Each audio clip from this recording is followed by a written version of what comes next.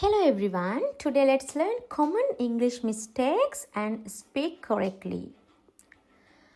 I am agree. Wrong. I agree. I agree. Agree කියන verb එකට අපි am භාවිතා කරන්නේ නැහැ. He don't like coffee. Wrong. He doesn't like coffee. He doesn't like coffee. He, she, it සමග අපි භාවිතා කරන්නේ doesn't. She have a car. She have a car. Wrong. She has a car. She has a car. He, she, it සමග අපි භාවිතා කරන්නේ has. I did a mistake. Wrong. I made a mistake. I made a mistake. Mistake එක අපි use කරන්නේ make.